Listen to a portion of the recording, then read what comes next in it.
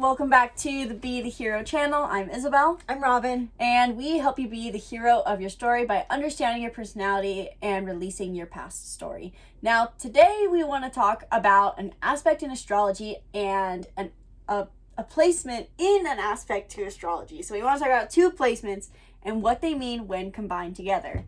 Now, very important placements. Very important moon ones. And north node, right? Yes, quite possibly the two most important placements in your chart and how they play on each other, because no astrological point in your chart is taken in isolation. You can look at it in isolation to understand what it means, but it all matters how it is interacting with each other. So we want to talk about what it means to have your north node interacting with your moon sign. It's kind of like having siblings. It kind of like when I have just one child one-on-one, you don't really get the dynamic unless they're all in the same room, and it's like, oh, now it all makes sense. Yes, exactly. Because so often, just as human beings, we can probably feel this cycle, which is, I'm down in the dumps. I don't know what I want to do with my life. And all of a sudden, I have motivation once again. You know, I'm going to go for it. I'm going to get the self-care done, do the bucket list, especially this time of year as we get close to New Year's. We're going to learn the violin and learn 10 new languages. We're just ready to take on the world. And all of a sudden we get exhausted and mopey and sad. And you're like, I just want a hug. And we can't figure out why. And this could do a lot with the simple fact that we have a moon sign and a north node. So what is the moon sign in astrology? The moon sign is, simply put, your emotions. Your moon, which it changes every 2.5 days, so it is very dependent on your time of birth to know your moon sign accurately. But your moon sign is what emotions you tend to feel, how you interact with your emotions, how you process them, what kind of emotions you tend to struggle with, what you need for emotional fulfillment. So for this example, I'm a moon in Cancer, and my mom here is a moon in Scorpio. I need emotional nurturance, and I'm very sensitive and extremely sensitive. And she is a moon in Scorpio, which needs more, is emotionally fulfilled by depth and intimacy, and can struggle with more so obsession, so to say. And so there's a bit difference there. I don't see much of a struggle with it. I love being obsessive. It doesn't seem to be a struggle. It's great. It's fun. Don't forget the word intensity. Intensity. I love intensity. True. So there's a huge difference in our emotional desires, though similar because we're both water moons, but that shows our emotional desires and also triggers. For example, if I were to go without emotional nurturance and I was supposed to live in a critical environment, or if you were surrounded by constant routine and stability and deadpan conversations like what the weather's like, yes, that would drive us insane. That'd be really hard. Yeah. Whereas the north node in astrology is our highest path to growth in this lifetime. In Vedic astrology, the north node is represented by the head of a dragon, and the south node is the body. And this represents how we have talents we take with us, but we are supposed to lead from an intention to our north node, which is why the very act of pursuing our north node oftentimes can help us feel more in alignment, and it can also help us manifest rapidly. But it also tends to feel foreign to us. So depending on how far you've gone on this self-growth journey or your metacognition, when we tell you this is your north node, some people might feel like that is totally not me.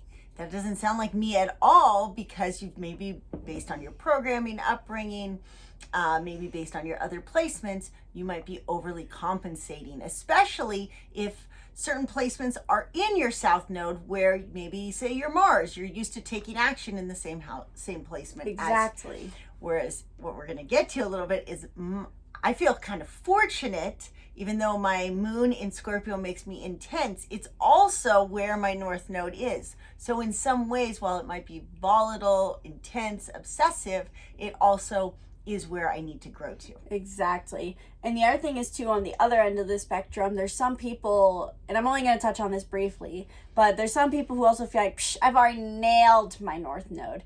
And the reason for that is often that they're embracing the energy, but not in the right area of life, which is the house. So you have to look at the house it's in as well, in short summary.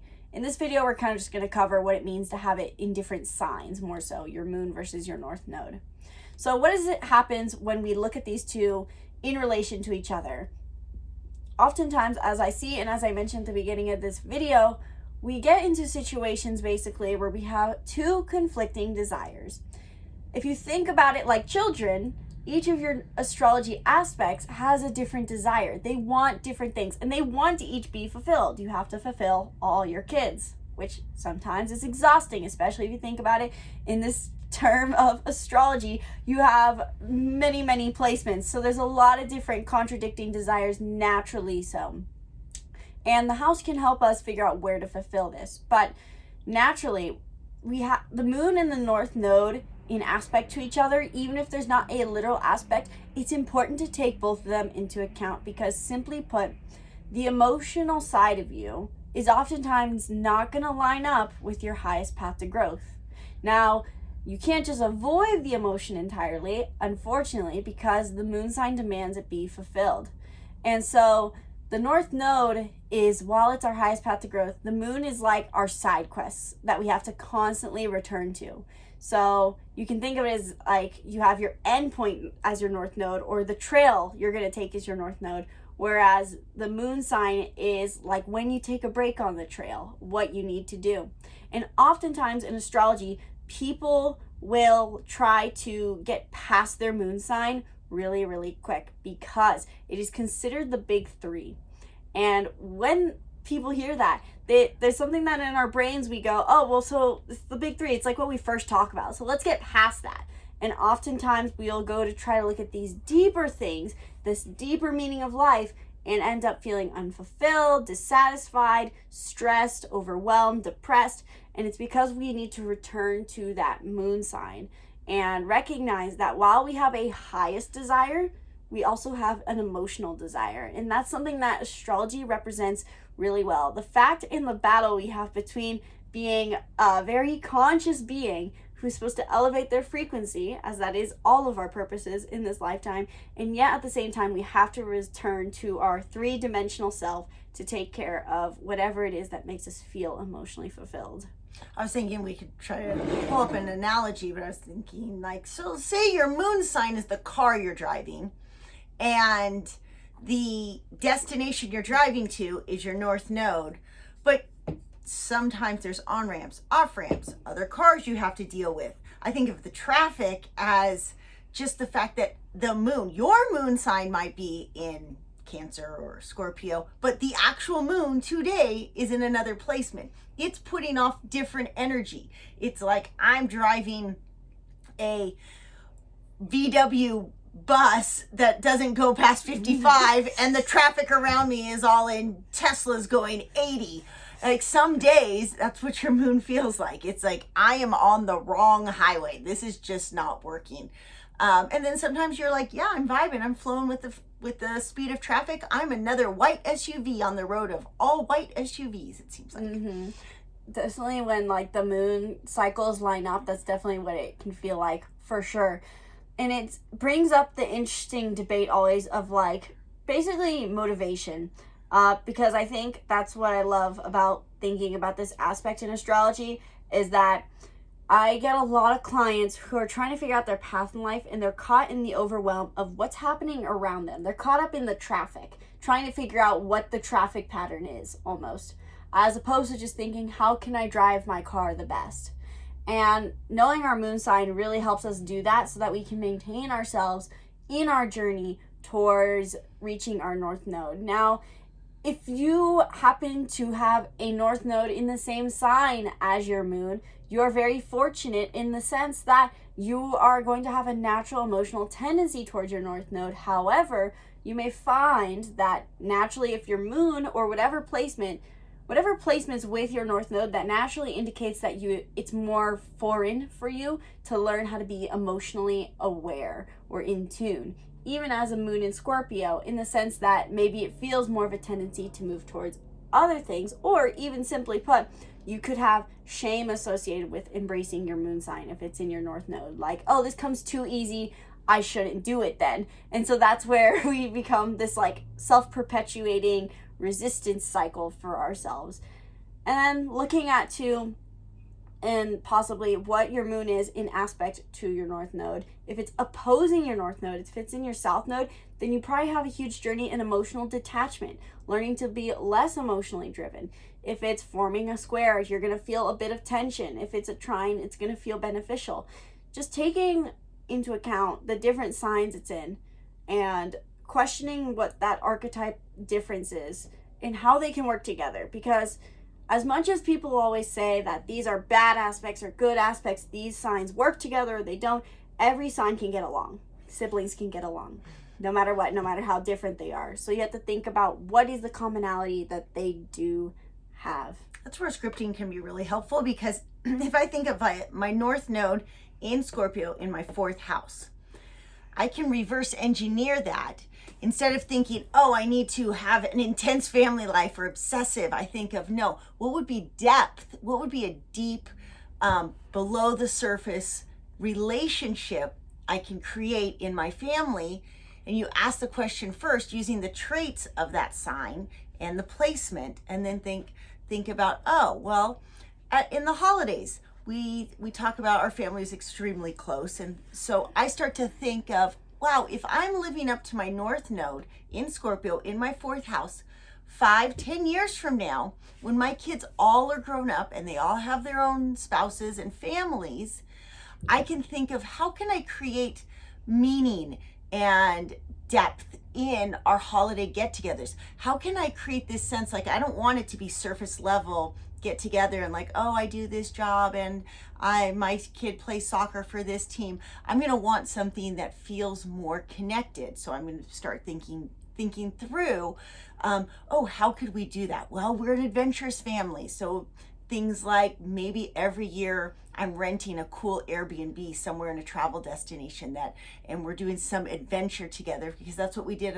when the kids were younger. And so it's a little side story. It's not, doesn't have to be exactly that, but that's how you can use it to think about it. So what's your north node? My north node is in Taurus. In Taurus, in your 5th house. Mm-hmm.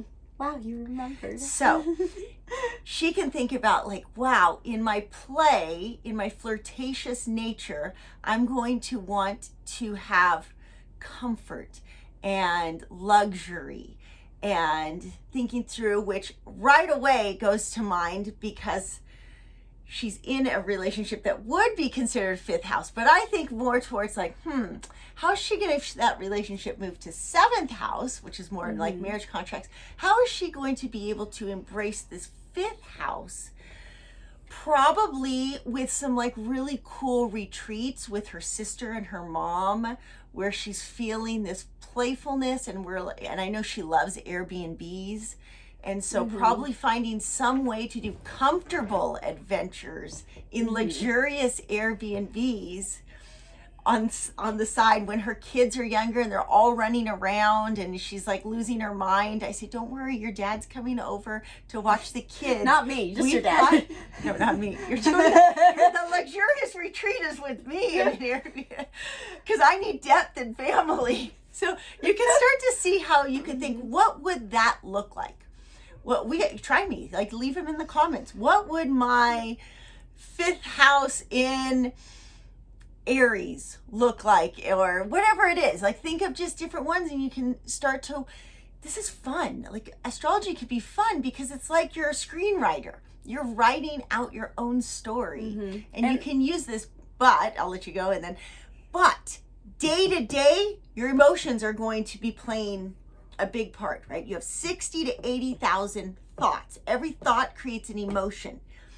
Every emotion is tied to your moon sign. So 60 to 80,000 times each day, that moon sign is going to be playing a role in your journey towards your north node. So your north node, while it's definitely out there, it's not the stepping stones. It's your moon sign. So if you're feeling frustrated, it might be that you're too busy thinking about that north node and you're falling asleep to what the emotions are happening day in and day out. So it's another analogy. It's kind of like that moon sign is the backpack that's getting you on the trail to the top of the mountain, because we love to hike mountains. Or better yet, we climb mountains with trad gear. And so it's literally like you have to think about, did I pack enough friends and nuts and cams and all of that stuff? That's your moon sign. It has to bring you back to your resources. Yeah, and I can think of that even in the sense that you say with my North Node, because my North Node is in Taurus in 5th house, and that's very much about self-sufficient life enjoyment, is what I think of it as. Luxurious life enjoyment. Whereas my moon is in Cancer in my 7th house, which means while I'm on the pursuit of luxurious, finer experiences in life, I do need to make time to connect one-on-one in my relationships in order to feel nurtured. I mean, and without I'm that, laughing. I'm laughing because the amount she has to balance rest and play is ridiculous. like, oh my gosh, like I'm so bored. Like I haven't had blank amount of fun in my life, and then all of a sudden, like a weekend of fun, it's like, oh my gosh, Okay, I I'm need falling recovery. apart. I don't know if I can get out of bed today. Right? No, the moon in Cancer, most sensitive person in the world, more so than the Cancer sun. Although Jiraiya, he has a moon in Cancer. he has a moon in Cancer. I don't know if I'd say he He he's gets sensitive. easily crushed emotionally when he receives rejection of any kind. Yeah, he goes out of his way, Enneagram 7, to avoid that, but he's also hyper aware of it. So yeah, I could see. Let's do his just for fun to throw in one more. Oh So gosh, okay. his moon's in Cancer in what house? I think it's in his 7th house, maybe. Maybe it's Same in as his you? 8th. I think he's a Capricorn rising, so that would be That's a count. yeah. But it could depend on where Might he's be placed. So it would yeah. be 7th, but maybe 8th. And then his North Node is in Aquarius. Right? I wouldn't be surprised if his is in his 6th house wait, because but his day to day, the kid's routine day to day, and how much his day to day impacts him. But that's different. It's true. It's not his emotion. So It's true. yeah, Actually, I could think see his 7th Aquarius because- is in his 1st house. His North Node is in his 1st house, I'm pretty sure. Which he really explains, like, him as a kid. He wanted to be like, let's have fun as a group. And now he's learned more to be like, I'm just going to do my own thing every day by myself and try to be more neutral. But every now and then, my moon in Cancer steps in because I feel like I just need a hug, guys. Yeah. He does. He entertains himself so well all day long. He's so driven to his sports and pushing his boundaries and then he's just like, I just need a hug. Yeah. A hug. Yeah. right. So hopefully this explained and gave enough examples for what it means to have your moon in aspect to North Node and understanding how they play off of each other. If you want to understand more and you want to understand your specific aspect of your moon and your North Node, if you want to dive deep into your chart and understand everything, then book a 1-hour reading with me in the link in the description below, where we dive deep into everything about your chart, and all on the basis of embracing your North Node and your moon sign. And if you want a really amazing reminder of how to stay in tune or in alignment with your moon sign, our Making Mindfulness bundle below has a moon sign workbook in addition to 30 other workbooks. That thing is amazing. I love it. I reference it all the time because it's just a few pages. It helps me go, oh, this is my moon in Scorpio acting right now. Or for my husband, I'll be like, oh, look, see, this is your moon in Pisces right now. No, I'm just kidding. We're so loving about this. It's really fun for our family to just be like, oh, look, your moon in Leo. I think it needs this. It's such an efficient checklist. So honestly, you need both. Do a reading with Isabel. Get the Making Mindfulness bundle. It is so incredible. They're just amazing resources in there. It's going to really help you on your self-growth journey. Yeah, and join Be the Hero Academy by going to BeTheHero.academy.com to join a free membership. No .com, just .academy. Be the Hero Academy. BeTheHero.academy, yeah. Funny, I saw it somewhere else that said that, so we need to fix that. BeTheHero.academy to join our free membership. Thanks again for watching, and from our hearts to yours, namaste.